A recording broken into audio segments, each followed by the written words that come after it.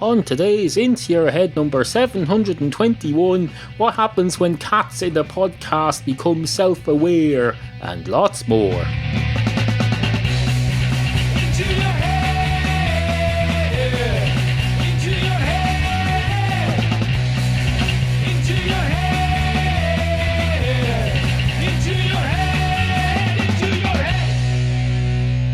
A lot to get on with today. Items that need to be attended to, issues that need to be addressed, topics. Oh, topics. We've got lots and lots of topics. We're positively booming to the scenes with topics, although I'm sure we will be. I've only just started this. I made an hour-long podcast already today, which I've already published, so there's no need to get this finished today. I'm just making a start on it. Because once you make a start on something, that's 50% of the work done. Not by any proper mathematical measurement, but psychologically, I find getting started is the hardest thing. Just like that's that song by Elton John. Getting something is the hard to do. Something. Say sorry is the hardest word to say. Well, that's probably not exactly the same thing, but I suppose if you started saying sorry and you went and then you went so, then you're halfway through the word. That's half the work done at least. Well, it's also psychologically 80% of the work, because you've got it started. It's not like so you're going to stop in the middle of, unless a train goes by in the middle of the word then, and then you have to start all over again, and you have to get worked up for it again, and the other person goes, well, someone about to say something, and you have the option to get out of it then and say, no, I wasn't saying anything at all, I was just saying, so how's your cat?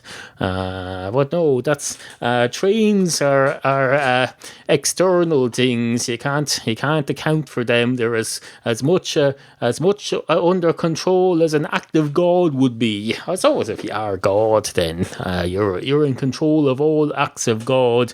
But God would argue that if he exists, a train is not an act of God. It's driven by a train driver who's been given his own free will.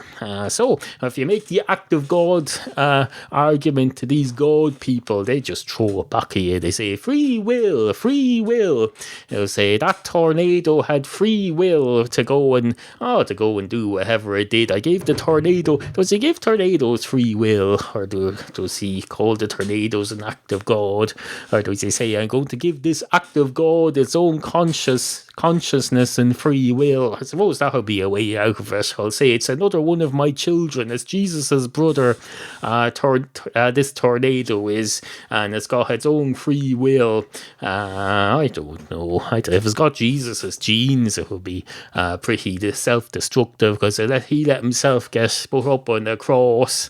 Well-meaningly, of course. He wanted to save all of us by being crucified for our sins. But if there was a tornado who was Jesus's brother and had those same genes, what would the tornado claim? Would the tornado say, "Oh, I'm going to destroy this whole place to save everybody"? I'm like that flood that they sent for Noah. But Noah survived the flood, didn't he? Although not a lot of other people did. I don't know. I find it all very confusing. I suppose it's possible that God doesn't give birth to hurricanes in the same way that he gave birth to Jesus, and that it's a different system entirely. I suppose. Nothing like a bit of philosophy to get you going. Anyway, two cats walk into a podcast segment. One of the cats goes straight up to the podcast segment creator and says, "Is this going to be the opening segment or the closing segment, or will it be somewhere in the middle, or will it be one of those things where you put it in before the beginning and you call it a prelude, or perhaps the opposite, an afterlude at the end?" And the man behind Oh, the man behind the podcast says, this is a bit fourth wall for me, if you don't mind me saying so. I'd rather you didn't involve me in this. I want no involvement whatsoever in this podcast. And the cat says, but you're the only person on this podcast. How can you not be involved in this? And the person says, for one thing, I have a bit of a deja vu feeling about this. Have we done this before? Or did we do it in Matchstick Cats or something? I don't know. It sounds vaguely familiar. Or maybe I dreamt it. I don't know. But for another thing, no. You're supposed to just go into a bar or something, not a freaking podcast. The being in the podcast part of the whole situation will look after itself later. Or I'll look after it. But let's not add that dimension today, please. And the cat says, fair enough. And then the cat turns around and walks out of the podcast and walks into a bar. But unfortunately, since the bar isn't in the podcast, usually when the cat walks into a bar, he's unknowingly doing it within a podcast, and that's why we have a story out of it. But on this occasion, he's actively walked out of the podcast and into a bar that's effectively outside of this podcast universe, and we're barely even aware of it. So that kind of causes this story to come to an end. Unfortunately, I'll come up with something else though, I suppose. Anyway, hello and welcome to the show. Now, I suppose this is the point at which we have to come up with something else. I have already come up with something else in the interim, as it happens, but I put it towards the later part of the show, after the non-commercial interlude. So this needs to go between the opening segment and the non-commercial interlude. So it needs to be neither an opening segment nor a non-commercial interlude, nor the thing that I put after the non-commercial interlude. It needs to be something else. It needs to be something with its own bit of life, something that can be discerned from everything else, that stands out or else doesn't stand out, so it lets the other stuff stand out. It could be like the gaps between the pavement, but that doesn't work in an audio. You can't just put in nothing. You can't just put in several minutes of silence here. I've done that before on the podcast, I can tell you, and it didn't go down well. I thought I was being creative, but that was the early days. I also did one where there was just half an hour of me going but I'm happy to reveal to you now that was an editing trick. I didn't sit there going for the full half hour. I just did it for 10 or 20 seconds and just duplicated it. I duplicated it, and don't be fooled, they're all doing that in the entertainment world. If you see the likes of Eminem coming along and you think he's saying the same thing 85 times, he's not. He just says it once and he presses a button, or his producer, whoever he is, Dr. something probably. They're all called Dr. something in the rap world. You think they're all doctors of medicine. They're no more doctors than Dr. Phil is on the television. No. At least if maybe they are doctors, but they're not there in their capacities as doctors. They're there in their capacity as music producers, and that's not to denigrate what they do. They do what they do perfectly well. Eminem comes along and he says, whatever he has to say, he says something along the lines of, "Oh my mum and oh my Kaylee, something, remember Haley." I think his daughter's called Haley, if I remember rightly. I'm old enough to remember the last time Haley's Comet came around in the 80s, and it's not coming around again for another 70-something years after that. And everyone went, they said to us, we were young children there trying to start off, try and get a bright, positive outlook on life.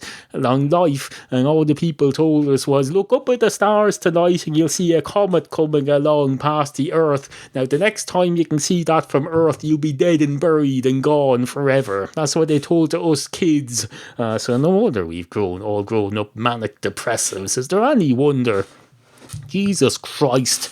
And they say the same about they say the same about eclipses of the sun and eclipses of the moon. They say the next time the moon becomes invisible, you'll be dead. And that used to scare the crap out of me because I misunderstood it. I thought, says tomorrow morning I'll be dead. If once the moon disappears into the blueness, I'll be dead. So I try and follow the moon during the daytime. I'd say that looks like it could be the outline of the moon there. That little vague, slightly paler blue than the rest of the sky could be the moon. I'm going to concentrate on that and not look away, because if I look away, I'll be dead. And then someone brought me to my senses, and then someone gave me a big bowl of cornflakes, and I ate it. That was what you did in those days when you were a child. You got ideas into your head. And then while you were doing that, the world moved on around you. Whatever plans the adults in your world had for you, you had to go ahead with, no matter how worried you were about the moon. If they said it's breakfast time now, you had to just forget about the moon and just carry on. And carry on I did. I remember going to the shop and saying, oh, I've always thought potato chips, or crisps as we call them here, look just exactly like Kellogg's cornflakes. I got it into my head I needed to get a bag of potato chips and put them in a bowl of milk for breakfast to prove to myself there was exactly the same thing as cornflakes. I don't remember the outcome, but I do remember doing it. And that's why I was a different child than the rest of any of you. Well, it goes without saying, I suppose, doesn't it? I'm saying it anyway, which makes me further different again. Anyway, 2 tornadoes walk into a bar. One of the tornadoes swishes right up to the bar counter and destroys it. Luckily, all of the staff managed to escape pretty much unhurt. A few bruises, a few scratches, and half of the innards of the bar is destroyed. Luckily, it's insured. The tornado says, Christ, how the freaking hell am I supposed to get a drink around here if this happens every time? And then he keeps going in the same direction he was going, because that's how it works. He goes straight on through the back of the bar, out the other side, like that. Was it the doors? Straight on through to the other side. Straight on through to the other side.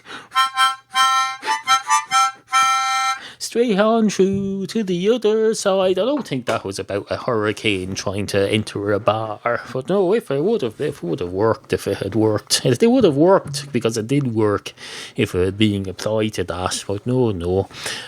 What was it? Light becomes the day becomes... I did another song that I used to like very much. It was People are strange when you're a stranger. Faces look ugly when you're alone. When you're strange, faces look out of the rain when you're strange. It's a very short song. I always thought if I was a radio DJ, I would keep a copy of People Are Strange just for that minute before the top of the hour when there isn't time to play a full-length song. I'd have that on the ready if I was them. You could also have Number 2 by Blur. That's the one that went, woohoo!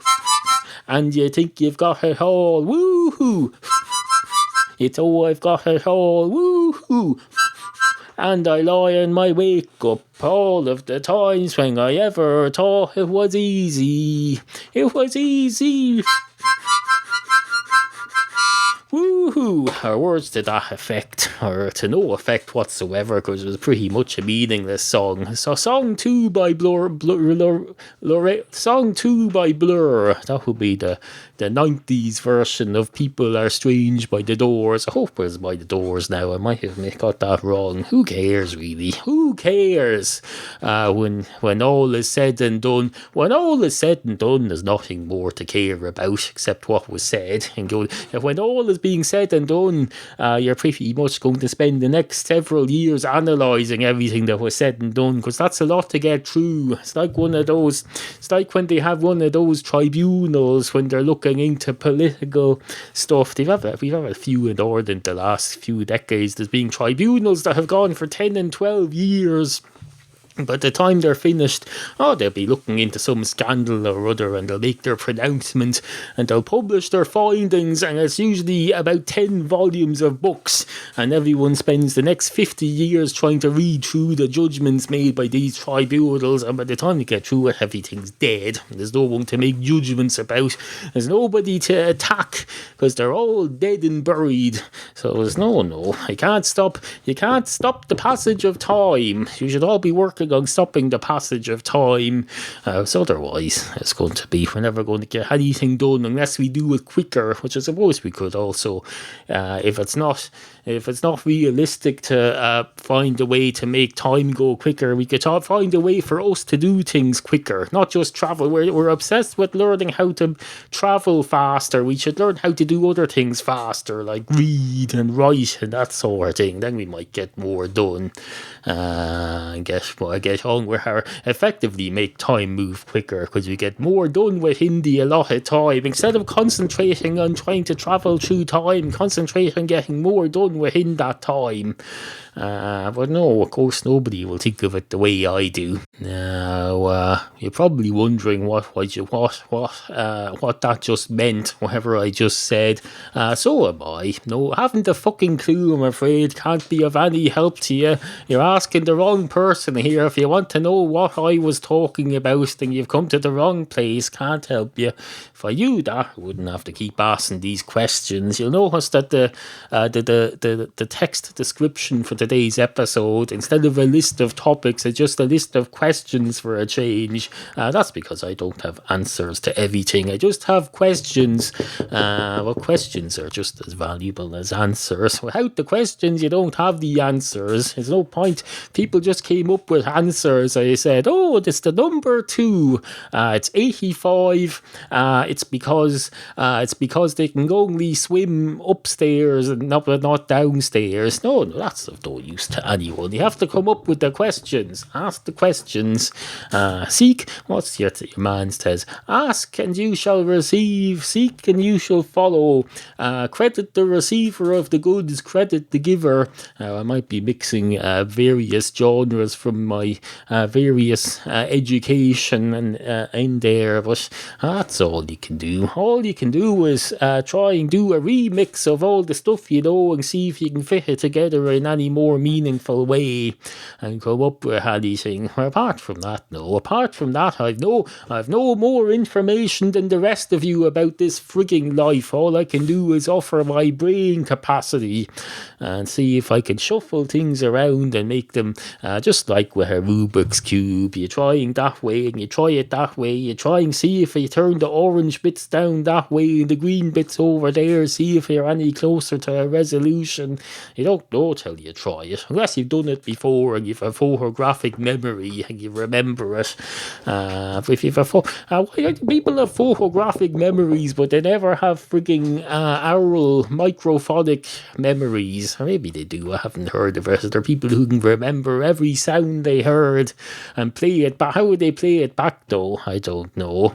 It's just not like you have I suppose photographic memory people can't play those back either. It's not like they can connect themselves to a screen and show you their holiday clips. No. It would be the same with microphonic memory people. They wouldn't be able to just plug themselves into a speaker for you. No. That's why we have podcasts and films and all the rest of it. You see, you still need these technologies no matter how good your brain is. Don't be getting the run of yourself. Into your head. Do you like this program? Well, it's about time you proved it. Search for Into Your Head in iTunes, leave a 5-star rating and write a nice review under it. Do it today. It's been 7 and a bit years, you know. I'll be checking. I eat podcast listeners for breakfast, you know. Breakfast. Anyway, review the podcast in iTunes. It's important. Hash browns and toast, please. You're listening to the Into Your Head podcast from Ireland with your humble proprietor, Neal.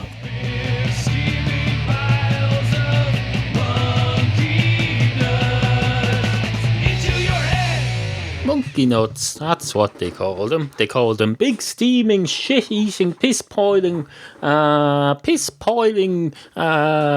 just piss-poiling. Although I suppose you can't really end a series of nouns and whatever you call the thing that describes a noun, a series of descriptive words with whatever I just said you can't end it with. I've forgotten now.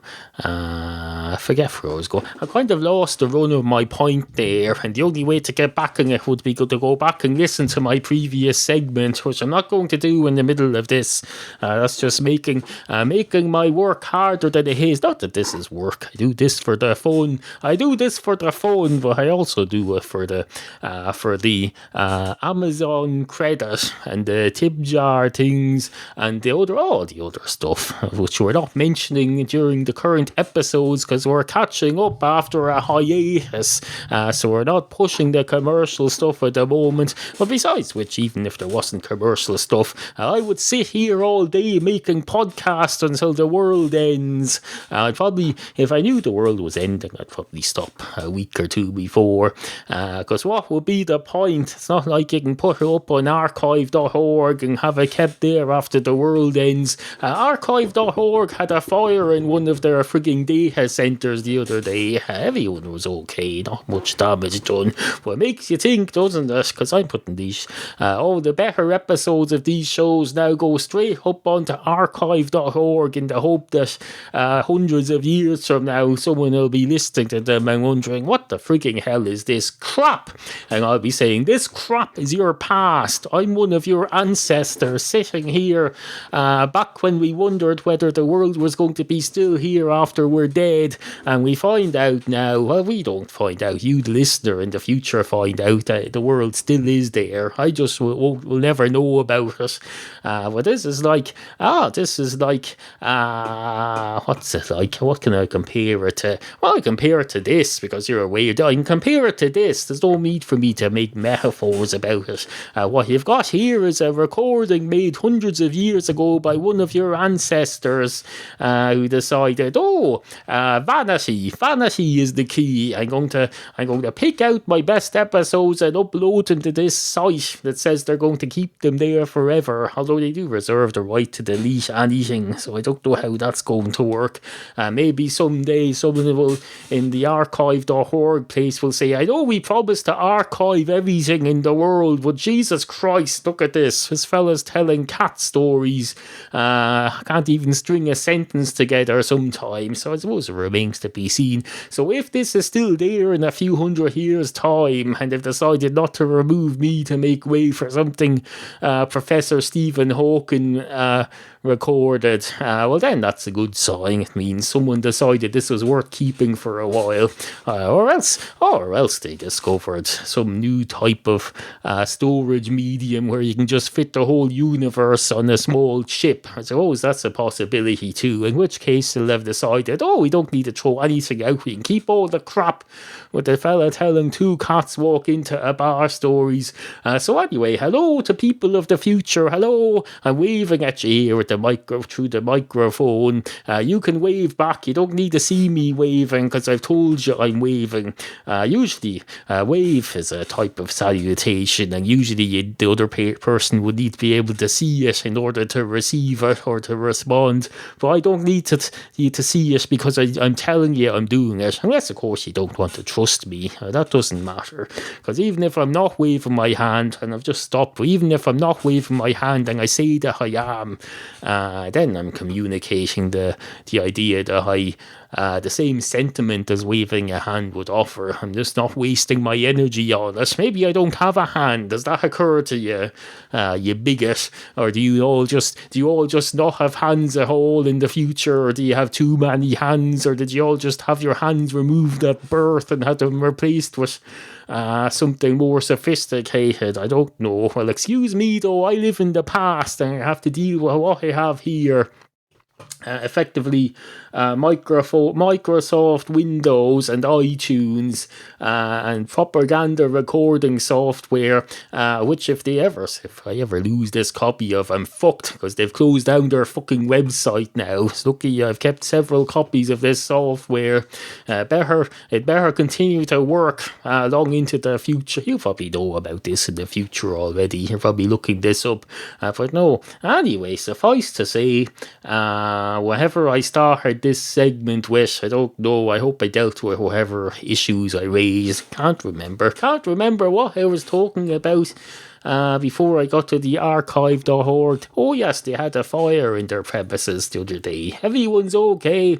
They might have lost some data that they might be able to retrieve. Apart from that, no, it's fine.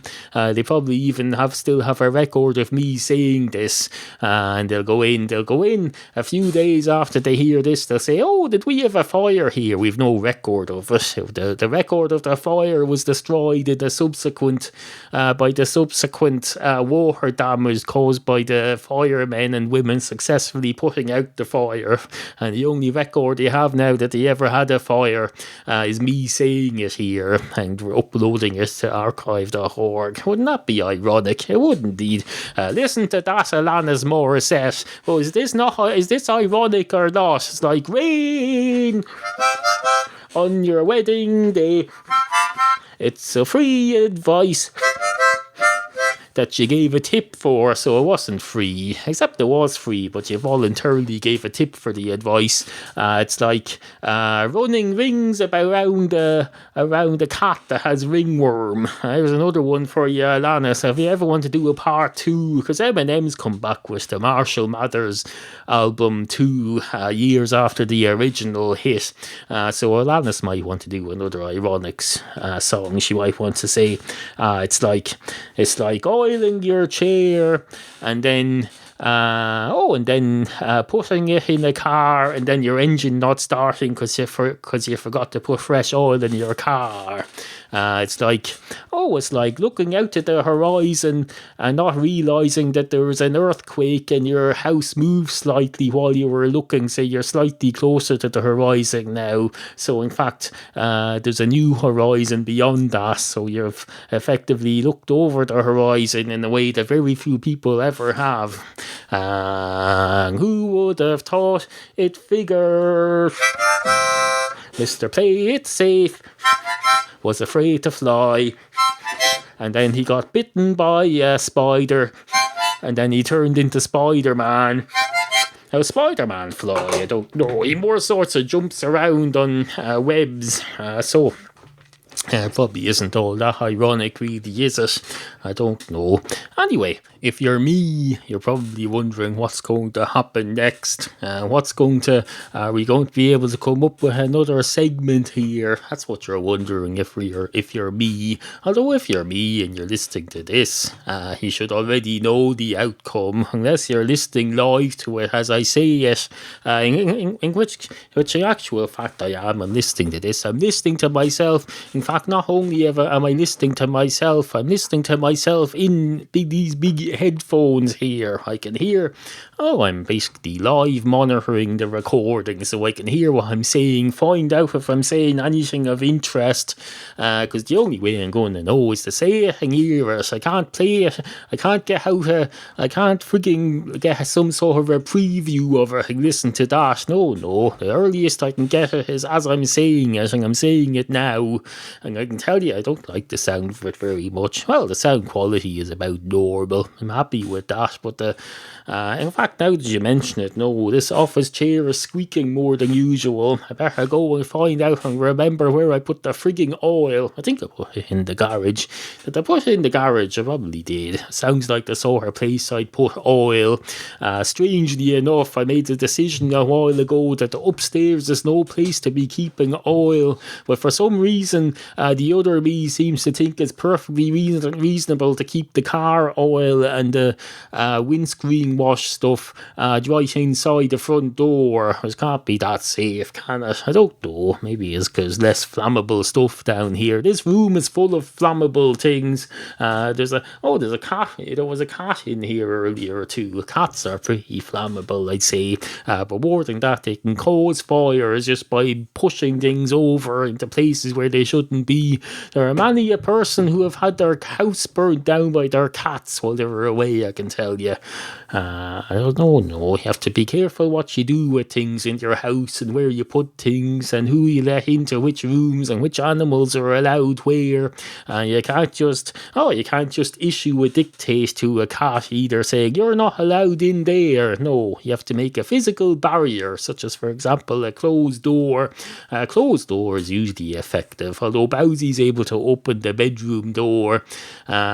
We changed bedrooms recently, so there's an issue. I need to move the round door handle from the old bedroom door to the new bedroom door, because that's the one he's not able to turn. He's not able to turn round door handles.